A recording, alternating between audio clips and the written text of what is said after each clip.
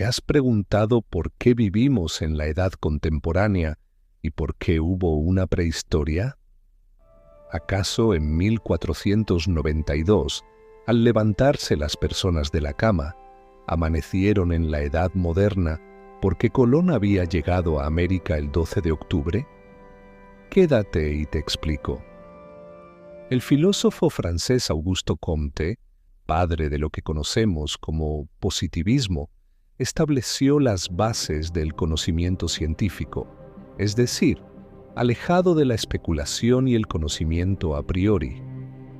En otras palabras, para alcanzar el conocimiento cierto, se necesita un sistema exhaustivo de comprobación de información que, al ser verificable, puede ser señalado como conocimiento cierto. Al ser una corriente filosófica, esta va a ser utilizada en todas las áreas del saber, siendo la matemática la ciencia primera para alcanzar el conocimiento científico, al ser exacta y cuantificable. Claro, todo tiene que ser sustentado en cifras, por algo siempre preguntamos el porcentaje de algo o una cosa. Qué tedioso es hacer una tesis de grado, con ecuaciones, gráficos y porcentajes, todo para alcanzar una cifra verificable. Es decir, usamos el positivismo para alcanzar la verdad. No hay verdades a medias, es blanco o es negro. No hay escala de grises. Volviendo a las ciencias, todas confrontarán sus bases en el positivismo. En el caso de la historia, se empezó a estructurar en base a edades para situar a los estudiosos en años concretos o siglos. Pero, ¿qué permite pasar de una edad a otra? Pues algo llamado hito, un hecho significativo que determina el tiempo futuro. ¿Y cómo sabemos qué hito se debe utilizar para cortar el tiempo? Bueno, aunque no lo creas, documentos oficiales. ¿Y por qué un documento oficial?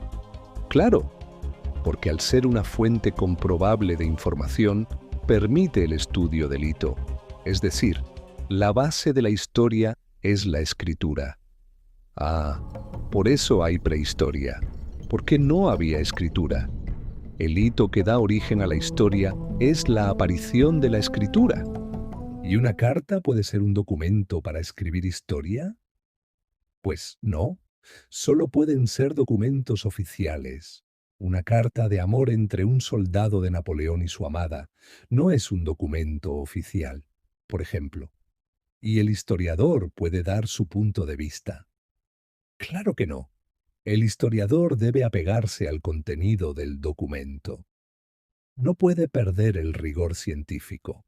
Volviendo a las edades, luego de la invención de la escritura, viene la Edad Antigua, los griegos y su filosofía y los romanos y sus conquistas, hasta que aparece el siglo V y llegamos a la Edad Media, porque cayó el Imperio Romano de Occidente, y termina en el siglo XV, porque Colón llegó a América el 12 de octubre de 1492.